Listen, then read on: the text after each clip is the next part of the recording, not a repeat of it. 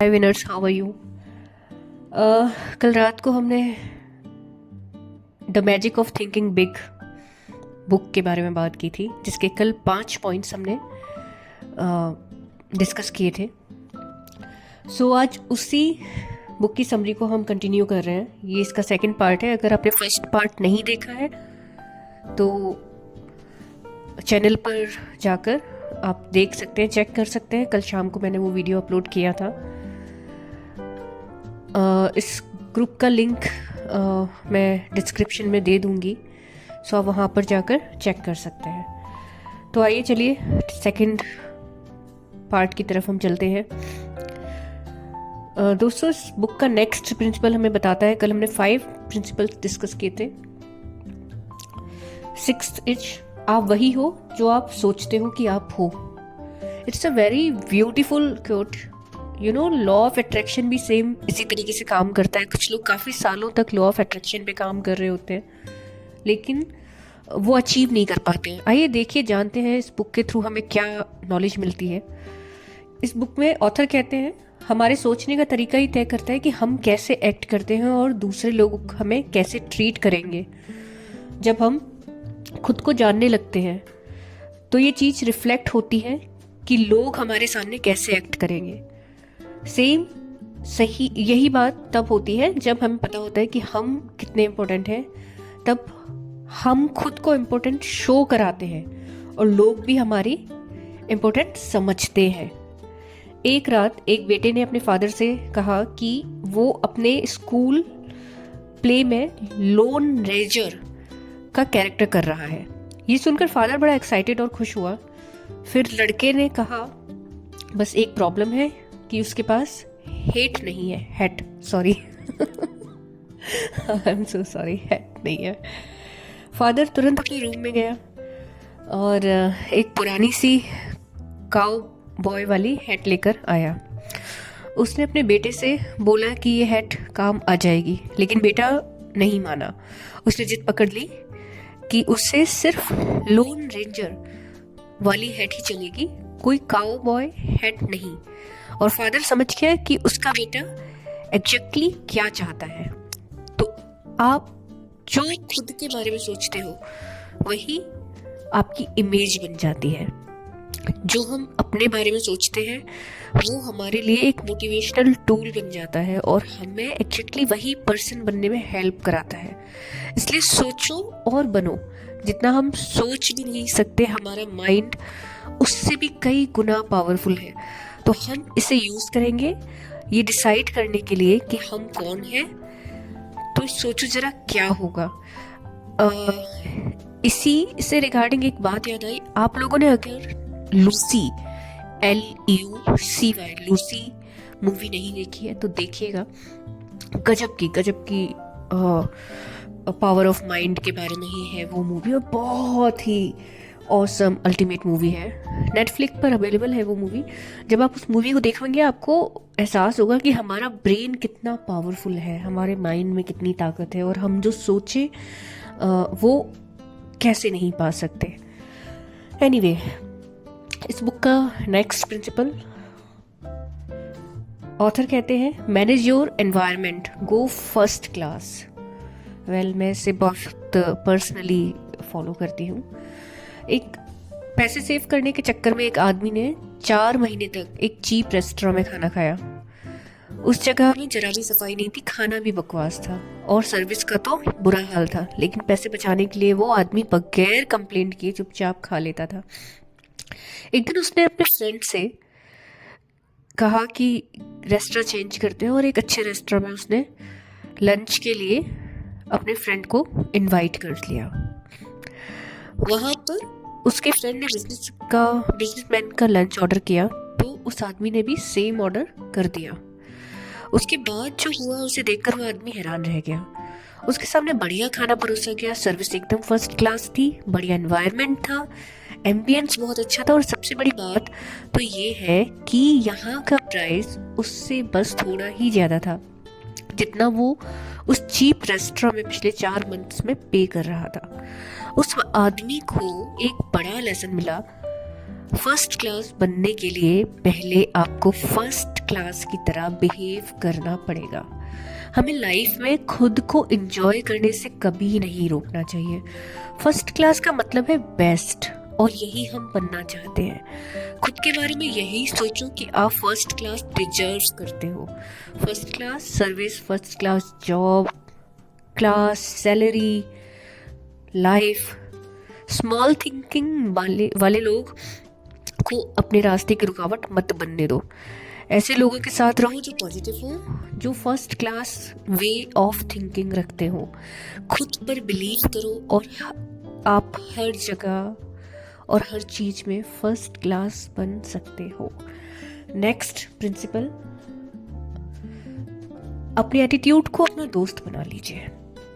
Attitude ही सब कुछ है। राइट एटीट्यूड ही हमें सक्सेस की तरफ लेके जाता है। एक ऑप्टिमिस्टिक और मोटिवेटेड पर्सन में जो बात है वो किसी सेल्फ स्टैंडर्ड, नेगेटिव और अनग्रेटफुल इंसान में कभी नहीं हो सकती। तो एटीट्यूड एक तरह से हमारे फ्रेंड की तरह है, जिसे अगर हम एक राइट वे में डेवलप करते हैं तो ये हमें सक्सेस की ऊंचाई पर पहुंचा सकता है। विनर्स, वर्ल्ड ओलंपिक्स के दौरान एक नए तलवारबाज लड़के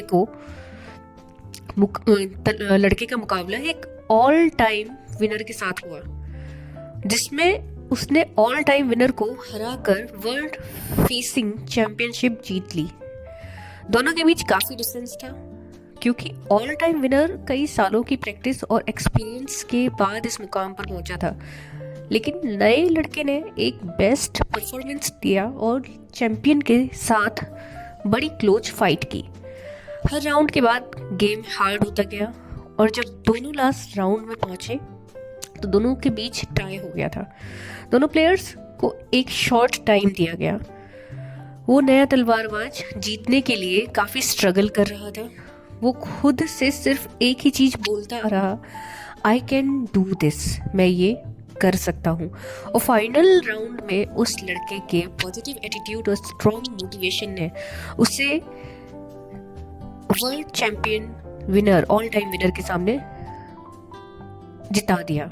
मतलब वो जीत गया, और इस तरह से ऑल टाइम चैंपियन को हरा कर खुद चैंपियन बन गया। वो तब से वो ओलंपिक्स का I can do this man के नाम से फेमस हो गया, और उसने ऑल ओवर वर्ल्ड के दूसरे एथलीट्स को भी इंस्पायर किया।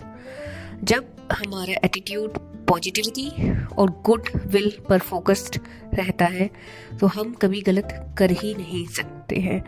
हमें हर हाल में सक्सेस मिलेगी। हमारा एटीट्यूड ही हमारे मैक्सिमम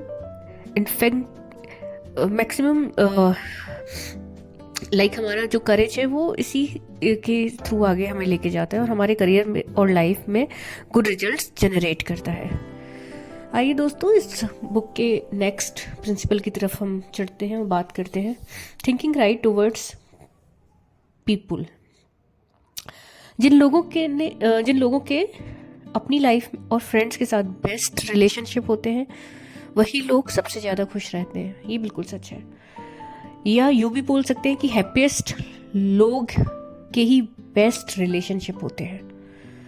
आपके आसपास के लोगों के साथ कनेक्शन हमारी सक्सेस में इतना इम्पोर्टेंट होता है कि हम दूसरों के साथ कैसे ट्रीट करते हैं, ये चीज़ हमें डीपली सोचनी चाहिए।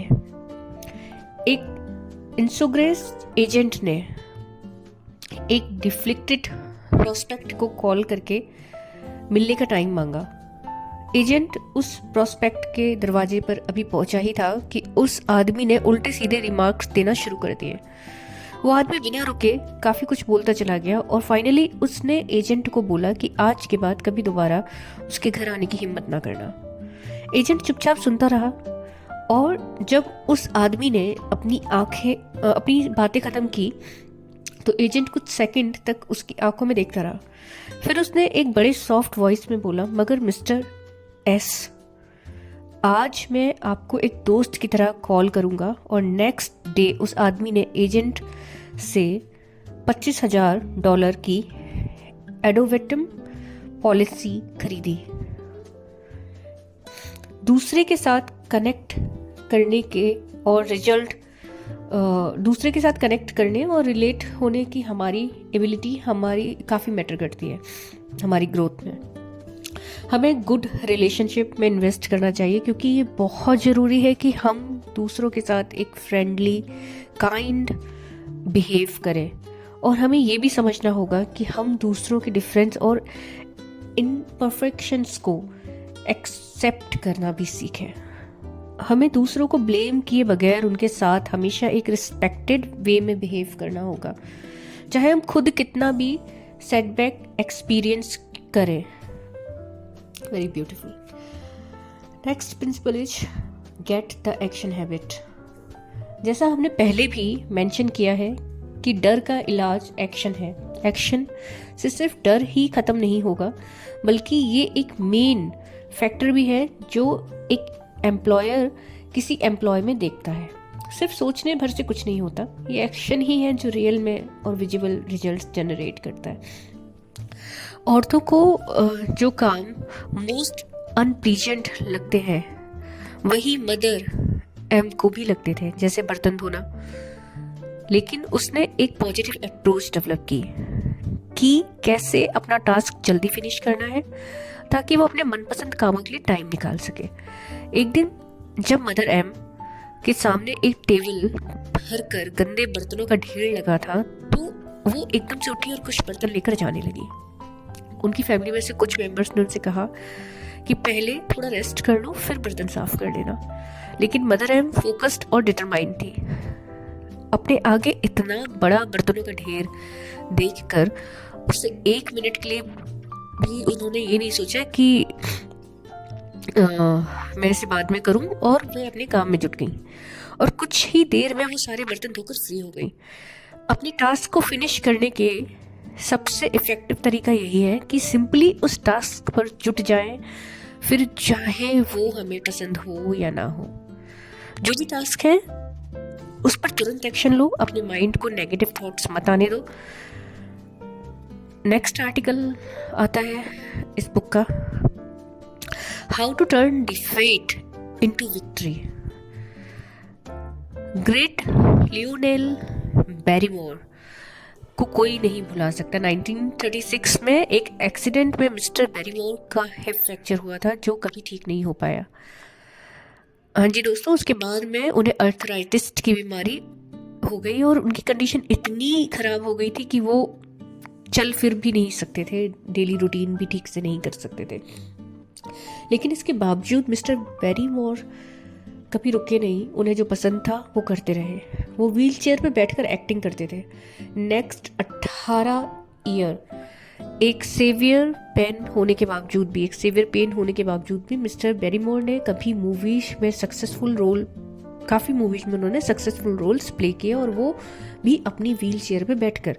कई सारी मूवीज में तो उन्होंने लीड रोल भी प्ले किए थे और उन्हें बेस्ट एक्टर अकेडमी का अवार्ड भी मिल चुका है।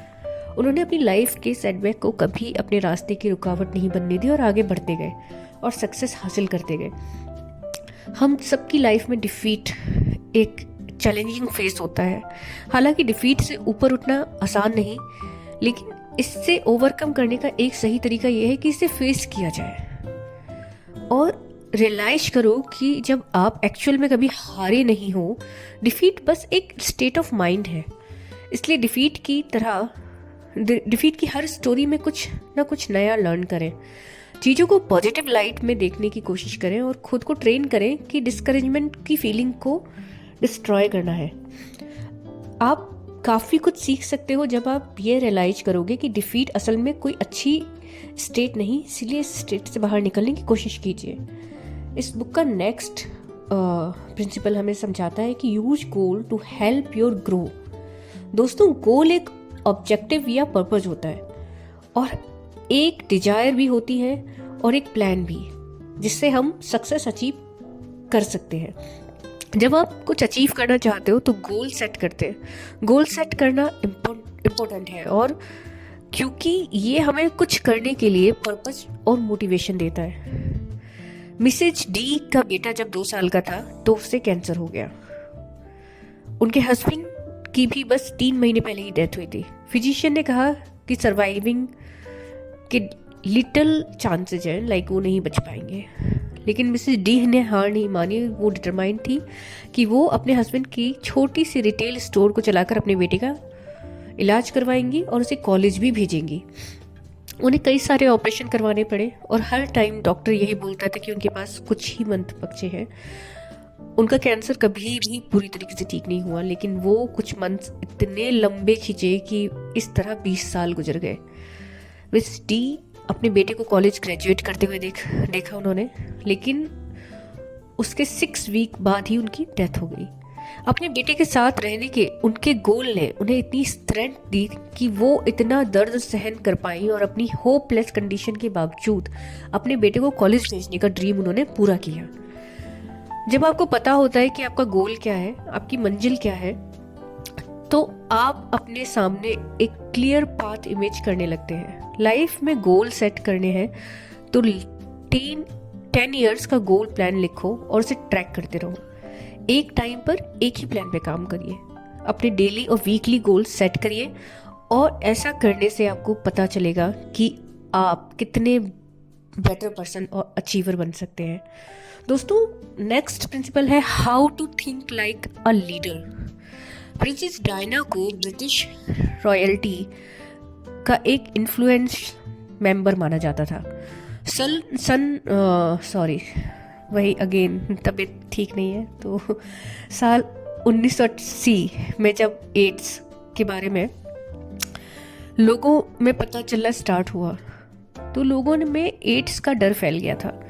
लोग एड्स के पेशेंट से दूर रहना ही पसंद करते थे, क्योंकि उस टाइम पर लोगों को ये लगता था कि सिंपली किसी को टच करने से भी या सेम टॉयलेट सीट यूज करने से भी एड्स हो सकता है। लेकिन अप्रैल 1987 में प्रिंसेस डायना ने HIV और एड्स के शिकार लोगों के लिए यूनाइटेड किंगडम में फर्स्ट यूनिट ओपन की। अपनी विजिट के दौरान उन्होंने एड्स पेशेंट्स के साथ बिना ग्लव्स पहने हैंडशेक किया। उनके इस एक्शन से पूरी दुनिया शॉक रह गई, लेकिन उनके इस जेस्चर ने इस बीमारी को लेकर हर किसी का नजरिया बदल दिया। अगर आप लीडर बनना चाहते हो तो लीडर की तरह सोचिए, अपने काम में, अपने एक्शन में ह्यूमन बनो, एक अच्छा इंसान बनो, लोगों को अच्छे ढंग से ट्रीट करें, प्रोग्रेसिव वे में सोचना सीखें और खुद को एवेल्युएट करने का टाइम निकालें। जब आपको अपनी स्ट्रेंथ और वीकनेस के बारे में मालूम होगा तभी आप एक बेस्ट लीडर बन सकते हो। तो दोस्तों, हमने इस बुक के थ्रू इम्पोर्टेंट प्रिंसिपल लर्न किए कि हाउ टू थिंक बिग, खुद पे बिलीव करने की हमारी एबिलिटी और अपने डर को ख़त्म करने के लिए एबिलिटी और बेस्ट एटीट्यूड डेवलप करके ही हम अपनी हार को जीत में टर्न कर सकते हैं और अपने गोल सेट करके एक बेस्ट लीडर बन सकते हैं। और इस तरह हम मैजिक ऑफ थिंकिंग बिग का इफेक्ट अपनी लाइफ में देख सकते हैं। बड़ा सोचने में एक जादू है, एक ऐसा मैजिक जिसे हम सब इंजॉय कर सकेंगे अगर हम इस बुक में दिए प्रिंसिपल को अप्लाई करें। बिग थिंक, डाउट मत करो, सक्सेस आपके ही हाथों में है, इसलिए इसे लपक लो। आपका माइंड बहुत कुछ कर सकता है, इस फैक्ट पर बिलीव करो, क्योंकि आपका माइंड बहुत पावरफुल है और आप अपनी लाइफ में बहुत कुछ कर सकते हैं। तो दोस्तों, आपको आज का हमारा ये summary, the magic of thinking big book summary कैसा लगा नीचे कमेंट में जरूर बताएं और इस वीडियो को अपने दोस्तों में ज़रूर शेयर कीजिए। अच्छा लगा हो तो चैनल को सब्सक्राइब कर लीजिए, वीडियो को लाइक कर दीजिए। नेक्स्ट बुक समरी में हम देखते हैं आगे क्या लेकर आएंगे आपके लिए। अभी तक मैंने कुछ डिसाइड नहीं किया है, हालांकि मेरी तबीयत भी ठीक नहीं थी, फिर भी मैंने सोचा कि मुझे ये कंप्लीट करना चाहिए। वीडियो थोड़ा लंबा हो गया है।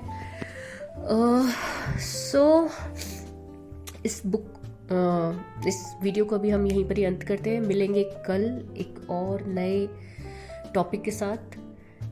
आप लोग भी सजेस्ट कीजिए कि आप लोग किस तरीके के वीडियोस देखना चाहते हैं, लाइक डेली ब्लॉगिंग देखना चाहते हैं, डेली लाइफ पर ब्लॉग्स देखना चाहते हैं, या फिर इंस्पिरेशनल मोटिवेशनल थॉट्स देखना चाहते हैं। आप लोग मुझे सजेस्ट कीजिएगा। Till then, bye bye, take care, अपना ध्यान रखिए और बड़ा सोचिए, बड़ा करिए। लूसी जरूर देखिएगा, लूसी एक बहुत अच्छी मूवी है, प्लीज़ देखिएगा। चलिए बाय बाय।